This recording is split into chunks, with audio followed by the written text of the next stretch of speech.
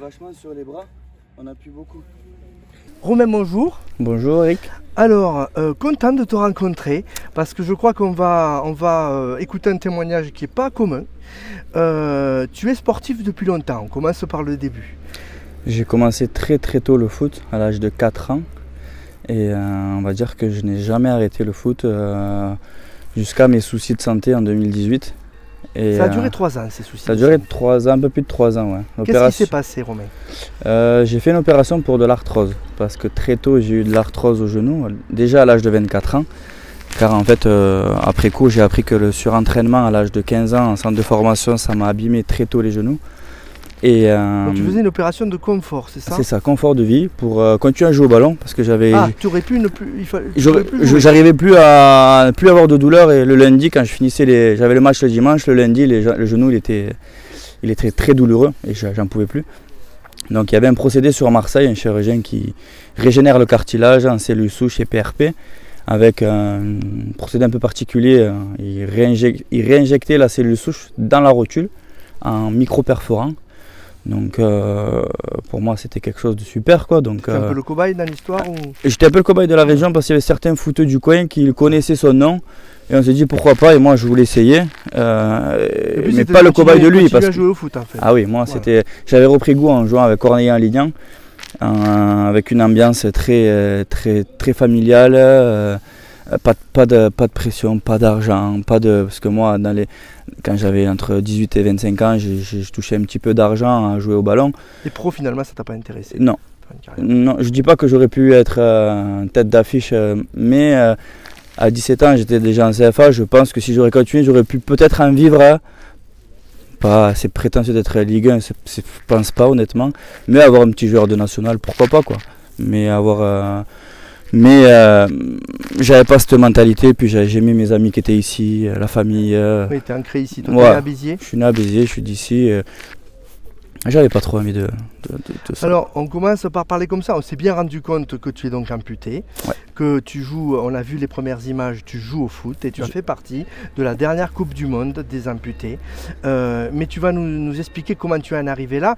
Donc, 3 ans difficiles ouais. Où tu chopes le staphylocoque doré. Ouais, un staphylocoque doré qui... À l'hôpital. À l'hôpital, c'est ça. Mais je l'ai attrapé, il s'est développé 4 mois après l'opération.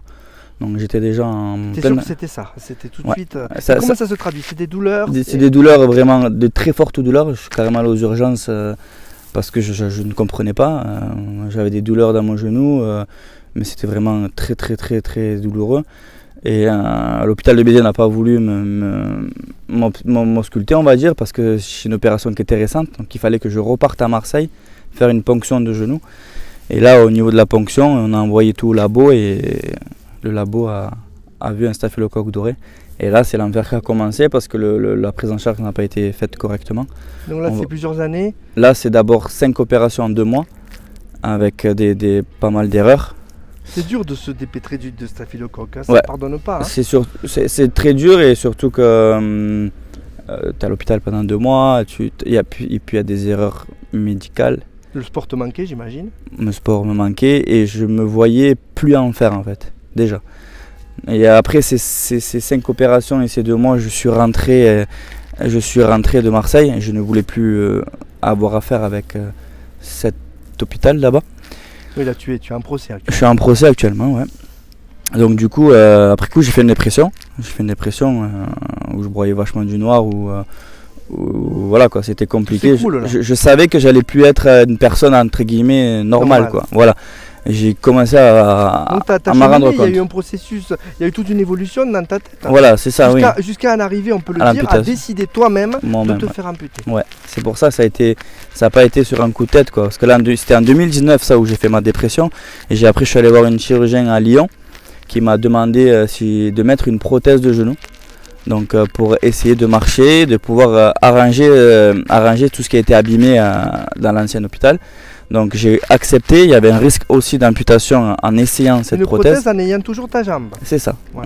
Donc du coup j'ai mis une prothèse en 2020, en janvier, qui logiquement avait bien fonctionné. Mais en janvier l'année qui a suivi, en 2021, j'ai la prothèse on appelle ça un décèlement. C'est-à-dire qu'il y a une partie de la prothèse qui est dans le fémur et dans le tibia. Mais la partie qui est dans le fémur, elle s'est décelée, donc elle a bougé, Décelé, ouais. elle a bougé, et elle m'a fait des micro-fractures au fémur. Tu n'avais pas besoin de ça Voilà. en plus. Donc du coup, c'est vrai que ça a été un peu compliqué, et du coup, je suis retourné voir le chirurgien à Lyon qui m'ont proposé des multiples opérations, de rester alité 6 mois, de rééducation pendant 1 an, pour avoir peut-être de la marche très Et pour pas faire de sport. pas faire de sport. Et la finalité, c'est que dans 20 ans, d'imaginer de ne plus faire de sport. Et 20 ans après être amputé, mais carrément tout en haut et non appariable. Donc c'est soit je garde ma jambe pendant 30 ans, mais je peux rien faire, je suis douloureux, je peux que marcher tout juste. Soit je décide d'amputer et là. Tu n'as pas dû passer le cap, j'imagine, dans ta tête de te dire ah ouais, mais. Amputé, c'est quand même. De t'amputer d'un membre, c'est quand même pas rien. De décider. C'est pas rien parce que c'est inconnu. Donc on ne sait pas où on va en fait. On voit des choses sur les réseaux, on voit des gens, on voit des témoignages, on voit des gens.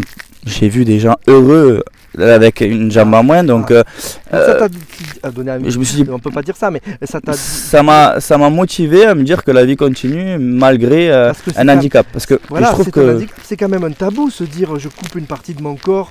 Je trouve que mon handicap il est minime par rapport à certaines personnes qui ont un handicap beaucoup plus poussé et qui eux aussi arrivent à être heureux. Donc en regardant sur... tu es heureux. Moi je suis très heureux aujourd'hui. Je suis même vachement heureux. Et ma deuxième vie elle est géniale quoi. Je rentre de Coupe du Monde, je vais peut-être faire une Ligue des Champions avec mon club. Tu espérais tout ça, cette aventure?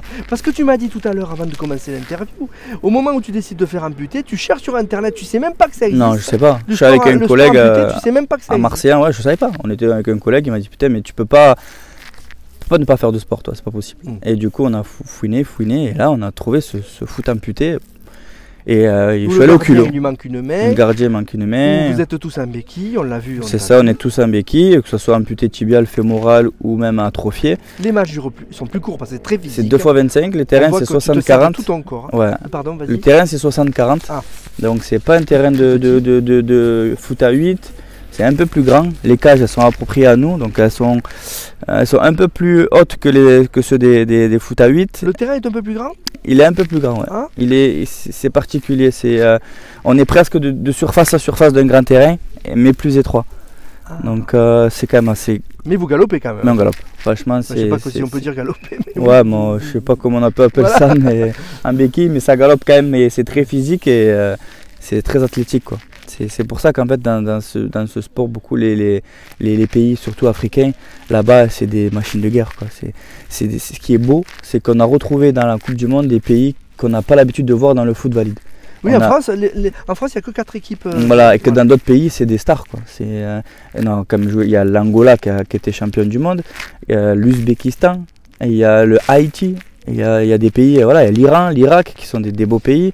Ça peut être plusieurs types d'amputations d'origines différentes. Oui, alors certains ont des histoires de vie quand même un peu. Voilà, ça peut être des histoires un peu plus difficiles que nous. Tu as échangé avec tes compatriotes? On a échangé un peu avec les Haïtiens un petit peu qui eux, on a beaucoup parlé que c'était par rapport au séisme qu'il y a eu en 2010. C'est des échanges de vie, j'imagine. Et les Angolais, ils sont dans l'histoire de l'Angola, c'est-à-dire qu'à l'école. Les 4e ou 3e, ils apprennent l'histoire du foot amputé quoi. C'est vraiment. Ce sont des livres d'histoire. Ouais. Les Angolais, ouais. Et en Turquie, là où on était en Coupe du Monde, là c'est des stars quoi. La finale, il y avait 25 000 personnes dans le public et c'était au stade de Galatasaray Stadium. C'était le stade où c'est le stade des pros du foot valide. Donc ce sport te fait t'accomplir encore plus, j'ai l'impression. Ouais, moi j'aime trop ça. Ouais. Pour moi, je savais faire que ça, le ballon. Et là, de retrouver, j'ai la même sensation, c'est pareil. Comme je disais tout à l'heure, tactiquement, techniquement, c'est la même chose quoi. Tu dois faire un appui, remise de profondeur, tu dois réfléchir à voir si ça vient dans le dos pour anticiper la passe. Tu te sers beaucoup de tes bras. Si tu te sers des bras, il y a beaucoup d'intelligence de jeu, il faut vachement beaucoup plus réfléchir. On n'a qu'une jambe, donc il ne faut pas viser la jambe qui n'est pas là. Tu m'as dit, je passe souvent à mes compatriotes, tu joues vraiment l'équipe. Ouais, moi, tu avances. Moi je suis différent des deux jambes. Parce que quand j'avais deux jambes, je grignotais le ballon. Ah. Moi, le ballon était comme ça, je le rendais comme ça. Ça t'a changé. Mais là, ça m'a changé, ouais. Ça m'a changé, puis j'ai pas les qualités physiques pour faire plus à l'heure actuelle, vu que ça fait, en gros, ça fait 8 mois, même pas 8 mois, ça fait 7 mois que je fais ce sport, parce que je suis amputé depuis le mois de mars. Là, tu vas à Marseille t'entraîner. Je vais à Marseille m'entraîner, j'ai mon club qui est là-bas. Là, on y va vendredi là, pour faire un match contre les Parisiens. Ici, tu t'entraînes avec les féminines. Je vais commencer à m'entraîner avec les filles de Valras. Et sinon, je m'entraîne individuellement, je fais un peu de salle aussi. Et pour s'entretenir, parce que c'est vrai que ce sport n'est pas encore très reconnu en France. Donc, malgré que, franchement, je trouve ça méritant quand même, autant méritant que tous les autres handisports, tous les autres sports. Mais c'est vrai que nous, on est quand même vachement rapprochant du vrai foot, quoi. Nous, on peut faire des matchs contre des valides, comme je te disais tout à l'heure, on fait des matchs contre des féminines. On fait des matchs contre, on arrive à tenir un petit peu. Plus court, ouais. On arrive à tenir contre des 12-13 ans. On arrive à tenir, bon, on leur met un thème, on leur met quand même 3 touches de balle si ils sont vraiment à un niveau régional et correct, mais on tient le coup. Moi, ça m'arrive de faire des thèmes du foot avec des gens valides. Et voilà, notre sport se rapproche plus du vrai sport, donc je trouve ça dommage qu'on n'ait pas une petite place au JO par exemple. Mais je sais pas. Moi, je viens d'arriver dans ce sport, je connais pas. Mais c'est vrai que. Ça y est pas encore. C'est pas aux Jeux paralympiques encore. Non, ça n'est pas du tout. Ça viendra peut-être. Ouais, l'équipe française de football amputée, elle existe depuis 2007. Ah oui, c'est pas vieux. Non, c'est pas vieux, mais ça fait quand même 15 ans. En 15 ans, bon, on a évolué un petit peu. Parce qu'il y a des gens qui s'occupent, c'est une association quand même, l'équipe de France de foot amputée, qui s'occupe pour nous permettre d'aller faire la Coupe du Monde. Là, il y a la Ligue des Nations l'année prochaine, la Coupe d'Europe en 2024. Donc tu participeras. Tu es sélectionné ou comment ça se passe? Bah oui, j'ai été sélectionné. T'as passé on a un rassemblement une fois par mois. Et du coup, moi j'ai fait mon premier rassemblement au mois de mars. Donc je suis sorti de l'hôpital le 10 mars et le 18, j'étais dans mon premier rassemblement. Donc une semaine après. Et après, tous les mois, il y a des rassemblements. Et on est parti en octobre. Et en mi-août, il a donné ses 12 joueurs et ses 3 gardiens qui venaient en Coupe du Monde. Donc j'étais pas sûr d'y être du tout. Quand j'ai reçu la convocation, j'étais aux anges, quoi, parce que je m'attendais sans m'y attendre. Je m'en sentais capable d'y aller, mais après c'est pas moi qui décide, c'était le sélectionneur. Donc ouais, j'étais très heureux de participer et ça a été vraiment de chanter la Marseillaise surtout. Donc génial, finalement, au début, tu te dis je fais pas une carrière pro, je vais passer. Et finalement, tu te retrouves à la Coupe du Monde. Ouais.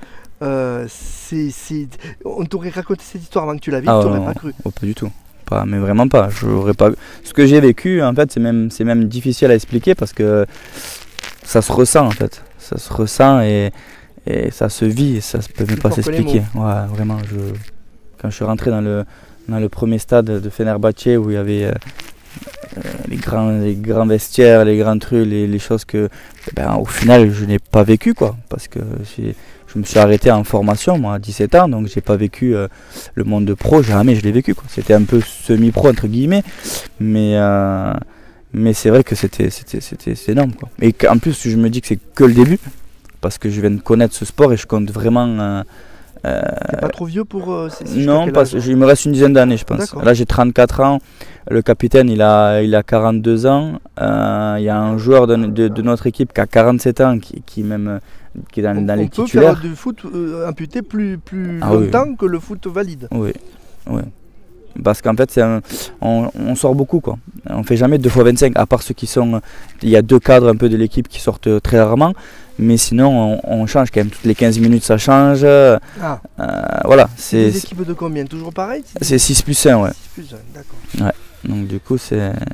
merci beaucoup, Romain. C'est vraiment un témoignage à la fois frais, unique et je pense que tu as déjà eu l'occasion d'encourager. Et d'ailleurs, qu'est-ce que tu peux dire à quelqu'un dans ton cas qui vient d'apprendre ou qui vient de prendre la décision d'être amputé? C'est que la vie ne s'arrête pas. La vie ne s'arrête pas et que le sport est très important et que il faut partager tout ça et pas rester seul. Et moi, ce qui m'a aidé, c'est de rencontrer des gens comme moi, des gens qui ont une histoire de vie, qui ont pu raconter leur histoire et qu'on n'est pas seul dans notre cas, et que quoi qu'il arrive, moi c'était le sport, c'était le foot amputé, mais d'autres personnes, ça peut être l'escrime, ça peut être le basket, ça peut être le rugby fauteuil, qui sont en plus sauvé la vie, quoi. Le rugby fauteuil, ils sont en train de faire la Coupe du Monde là, je les suis, c'est magnifique. Voilà, c'est la vie. Dans le sport, tu n'aurais pas vécu des choses pareilles? Je pense que moralement, j'aurais pas été comme ça. J'aurais été bien parce que j'arrive à avoir un caractère assez fort, mais j'aurais pas été aussi bien. Le sport m'a poussé vers l'eau, quoi. Et je remercie aussi l'équipe de France, les joueurs qui m'ont accueilli et tout ça, parce que c'est eux qui m'ont aidé, quoi. Et moi, si je peux aider certaines personnes maintenant, j'ai les bras ouverts. Un Biterrois à la Coupe du Monde des amputés. Tu peux être fier. Je suis un Biterrois. Merci beaucoup, Romain. Merci à toi, Eric, en tout cas.